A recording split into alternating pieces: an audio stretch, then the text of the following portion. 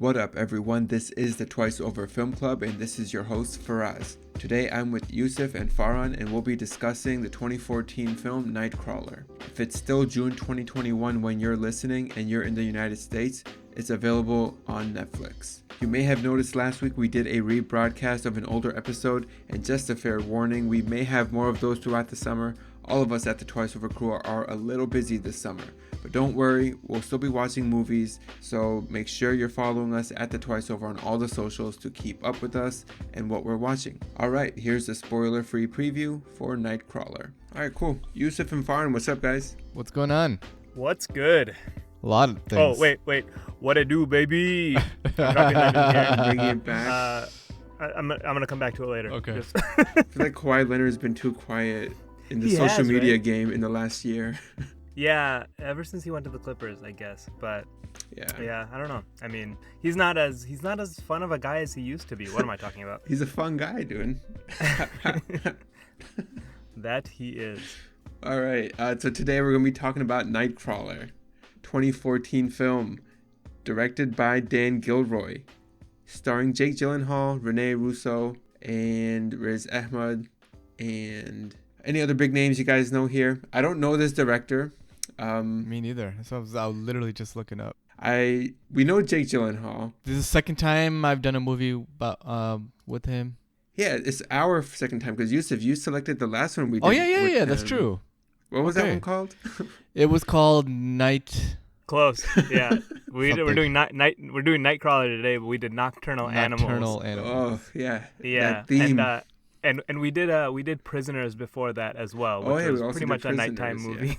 Yeah. So I mean, we've done a lot of Jake's. I'm a big fan of Jakey. I'm not gonna pretend otherwise. Okay.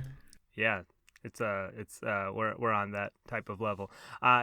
He's just, I don't know. I feel underrated. Like he was. Yeah, I feel like he was underrated for a while. Maybe he's like properly rated. I think he's gotten more recognition for his stuff, but yeah, like I just think he's a guy who really puts it all into his performances, and this is like, you know, he's suited for kind of roles where, you know, there's a little bit of head games going on and that kind of thing, right? Mm-hmm. Yeah, and I'm looking at his filmography. I feel like he doesn't take on like really big picture stuff. He does, I mean, great movies, and he's usually great in them, but they're always kind of low key. You know what I mean? Zodiac. Yes, I do. I mean, like, it's just Zodiac not those, for sure, right? But they're good. Like, yeah. So they're not big, huge blockbusters, I guess is what I'm saying, but they're still like successful. The only one I was gonna say is Spider-Man: Far From Home. I think that was the one he was in, right? Well, and Brokeback Mountain.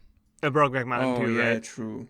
Man, yeah, but like even those roles, I mean, or at least I haven't even seen Brokeback Mountain, but I can certainly say, like, when you see him take on a role in a Marvel movie and you think you know what you're getting. I mean, he ended up playing this character who is just not what you're expecting unless you're familiar with the comic books, but like it's a real like spin on what you would expect from a supervillain, right? It's just like the character was much more complex than you would expect, and then I could see why he took that role suddenly. So yeah, I mean, it's one of those things where I think he is fairly careful about the roles that he puts himself in, both the scope of the film and how large it is, and also like the complexity of those roles. First movie I saw him in is probably what was it? Donnie Darko, right? Yeah, that's from 2001. Okay, he was a kid back then, pretty much. Kid, 21 years old, whatever. But I guess I've seen a lot of his work. I have seen Brokeback Mountain. I have seen Donnie Darko, Prisoners, Zodiac. I have not seen Spider-Man. Yusuf, sorry. I'm trying not to spoil it or anything, but like, yeah, like it's just, I don't know. I mean, you probably wouldn't like the movie overall, but I do think that like it's a different role from what you would probably be thinking he would be playing in a movie like that. So and October Sky. Saw that in school. October Sky. So actually, that okay. might be the first really movie I ever back. saw because I saw that in school. Yeah, didn't we all? I feel like that was like on the it's part of the 7th grade curriculum or something. It's part of the science curriculum for sure. All right. This director, Dan Gilroy. So I'm looking through his stuff. I have not seen anything he's done except for this. So here's the thing about Dan Gilroy, though. I think this was actually his his directorial debut, if I'm You're not right. mistaken. Yeah, you're right. Right. Mm-hmm. I think, and I don't have a list in front of me of the stuff that he's credited for screenplays, but that's where his background comes from, and he is involved in a lot of movies that you would know from that standpoint, right? Some of the Bourne movies. He's fairly well known, I think, in the Hollywood circles. And I think there's enough films on his resume that you would recognize if you went to look through for it. But yeah, I'll be honest, man. Roman J. Israel, I remember that one. I didn't watch it, but I remember it. Born Legacy, like you mentioned, Nightcrawler. And that's it. I don't recognize anything else under his writing credits. I'm sure he is good, like you said. I'm sure he has that repertoire in Hollywood. I'm just not that familiar with them all. You don't recognize Kong, Skull Island? Oh, I guess I recognize that, but I didn't watch Real it. Steel. Real Steel? Yeah, like No, it's almost I don't recognize Real Steel. You don't know Real Steel? That was a movie with the Wolverine, but he was with the. It was horrible. It was a horrible movie. His name is Hugh Jackman. Come on. Hugh Jackman. Sorry. Like, how come you identify everyone by just one of the crappiest roles they've done? Like Willem Dafoe. You mean Green Goblin? Hey, he was good as Green Goblin, man. What do you want me to say? Is Florida Project? I mean, that would be better. I mean, it would be like if you said Jake Gyllenhaal. You mean Mysterio from Spider-Man? Okay, what do 95% of the people know Hugh Jackman as? Yeah, that's fair. Yeah, I mean that one I'll give you. Yeah. Yeah. But okay, sure, yeah. but Dan Gilroy is it's not a very impressive list when you look at it, right? The only thing you can rely on is it seems like he's more well known in those circles. He's not really an outsider. But yeah, it's just there's not very much impressive on his resume to go off of probably. But here he is. I mean, he getting his directorial debut in a I mean, this is not a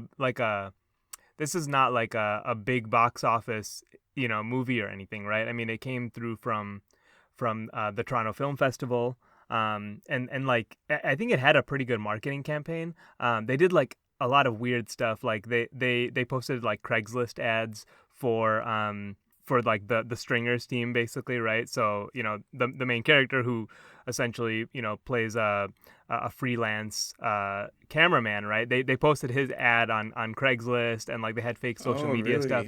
Yeah, they went that route because it just wasn't a big box office film, right? So I thought that was pretty cool. But yeah, I mean, it's there's a lot of spare parts coming together in this movie, kind of. Yeah, I did watch this very close to around the time it came out, if not 2014, maybe 2015 or 16. I just saw it on Netflix, I think, and I decided to watch it because of Jake Gyllenhaal.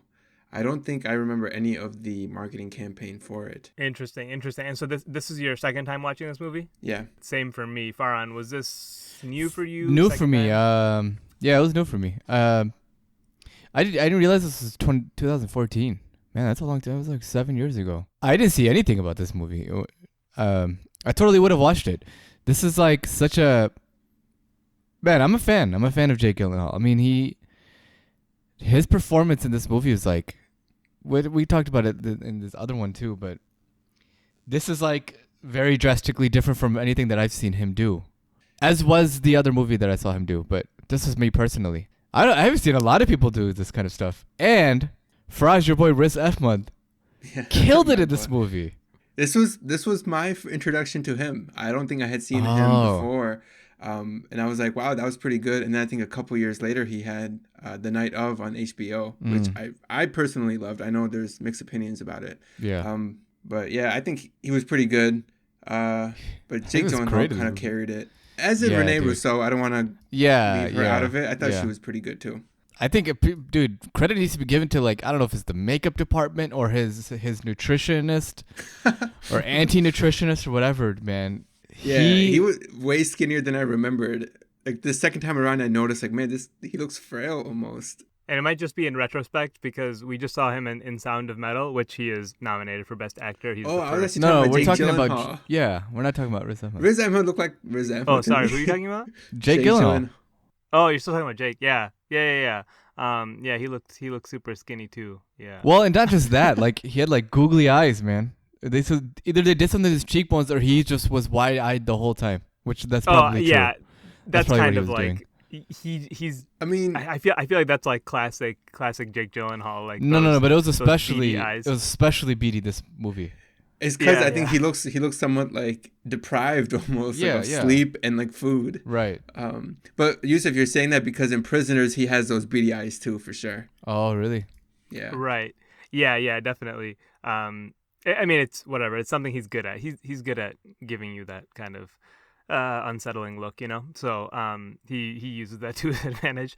But I was also gonna say like this, looking at this movie in retrospect for Riz Ahmed, who is now, I mean, I think he's the first like South Asian to be nominated for Best Actor or whatever at the Oscars. I saw that they definitely said he's the first Muslim to be nominated for Best Actor at the Academy Awards. I don't know if he's the first South Asian. I feel like there may have been someone else. I mean, prove me wrong. Or have a listener prove me wrong. I don't know. But yeah, so I mean, we just did Sound of Metal. Somehow he looks a lot older, or just like a lot less frail in the same way that Jake does in that versus this. And of course, this is going back like 6 years, right? So he was just a kid back then. But yeah, I think both of them, whatever, they were at the right point in terms of their health and their stature for kind of the role that they needed to play here. I mean, I usually assumed at least Jake Gyllenhaal would have taken on a nutritionist to get to this weight. Yeah, 100%, without a doubt. He's crazy. Like, I mean, he like I said, like what I like about him is that he really goes like all in on his roles. Mm-hmm. So he is, he's certainly one of those guys like, you know, Christian Bale, who puts on 50 pounds and then takes it back off like nothing for his movies. And the GOAT, Robert De Niro, does it in the same movie, Raging Bull. Man. Like he does it like a lot of those, you know, those big names do it. So, you know, it's a real commitment. Yeah, it's crazy. I mean, Hugh Jackman too, really. I mean, we mentioned him already, so might as well say like, he also has that same like physical immersion into a role. Yeah, definitely. I was gonna say I've heard a lot of comparisons to this movie, even like, you know, more recently with The Wolf of Wall Street, which I thought was interesting. We can talk more about it, but like those are two very different movies on their face. But I do think there are some through lines there. And so, yeah, I mean, it's just, you know, going into this movie, it's going to be something of a character study, right? Yeah. As far as any awards, it was nominated for Best Writing, Original Screenplay, and it was also nominated for Best Performance at the Golden Globes by Jake Gyllenhaal. But it did not win anything major, at least. Yeah, it didn't. It's just all nominees at the BAFTA Awards, Screen Actors Guild. But that doesn't determine whether or not you would love the movie. But that being said, should we go into our scores? All right. For the narrative, I gave this an 85. 80 for me. 80. All right. For the writing, I gave it a 60. I gave it a 90. Really? 85. Okay. Oh wow, yeah, because I just saw now that it was nominated for Best, original screenplay. You can't let that sway your opinion. I'm surprised that it was. I'll have my discussion on it. All right. Acting, I gave a 90. 90 for me too. 92 and a half, man. I don't know. I'm between 90 and a 95. I'm torn, but we'll give it a 90. All right, nice. We all three of us had a 90. Themes, I gave it a 75. 85 for me. 85. Aesthetics, I gave an 80. 80. Nice. All right. Wow, we're actually quite aligned here. Yusuf, are we in line on everything? I think we're within 5 points on almost everything, yeah. Yeah, writing, Yusuf liked a little more. Okay. That's it. Otherwise, you guys are aligned on everything. Wow. I mean, you're right there too for us, other than writing, right? I mean, I think we're pretty much. Yeah. I mean, and themes, I guess I went lower. I went to 75. But again, our tallies, guys, for me, it comes out to a pretty average, slightly above 73. You both think it's pretty good at 84 for Yusuf and 86 for Farhan. And again, this is based on the order that these guys prioritize. For Farhan, he's got acting as his number one, and he gave that a 90, so it makes sense. And for Yusuf, the narrative is at an 80, so that's why it's lower than Farhan, even though their scores are so alike rest of the way. But generally, it's a good movie. I do think we'll all say that we recommend watching it, right? Yeah, for sure. I was having a hard time like thinking like what is this movie not good at? I mean, and as you can see, I'm like above 80 or above on pretty much everything. So yeah, like I think everyone's gonna find something to enjoy in this movie. And again, I mean, I always say it, but it's on Netflix. It's right there. You're sitting in front of the TV anyway, guys. Yeah, that's very true. Yeah, there's a lot more garbage that you're probably watching. So A full 2 hours though. Albeit it doesn't really feel. I didn't really get the feeling that it was, but I was also doing it in the middle of a bunch. I was kind of watching in the middle of a bunch of other stuff. Why don't you tell us what you were doing in the middle of? while he was doing a cleaning. Yeah. No, I had a very light schedule, so I watched the movie in my office. You know what they need? We won't tell your boss. They need to. I am the boss. Oh. I don't have a boss. Once like dental offices start working in like VR and augmented reality technology, they need to have it so like you can be doing a cleaning, but you're just watching a movie because you're not paying attention to the patient. That would be excellent. Well, dude, that's what happens. People put on HGTV, and I'm like, all right, dude, I guess I'm gonna find out what's about to do with this house. The dentist I used to go to used to have The Office on. I actually appreciated it. Oh, that's awesome. Yeah, that is awesome. They should have the news on so that you guys can watch all the horrors that are Everyone's going on just gonna around have the world. freaking Fox News. That's all that anybody is gonna have. All right, I think we can talk about the movie with that segue. Way to bring it. Sorry, I just wanted to make it political for Faraz's sake, you know, because politics has to be in everything apparently. Hey, I'm gonna bring it up. Don't worry. Okay. Thanks for listening to this production of The Twice Over. If you enjoyed this episode, consider subscribing and sharing it with a friend. Want to see what your tally is? Check out thetwiceover.com. All the movies we've done are listed there, as well as what we're watching for the current week. Follow us at The Twice Over on Twitter, Instagram, and Facebook, where you can leave us any suggestions, feedback, or comments.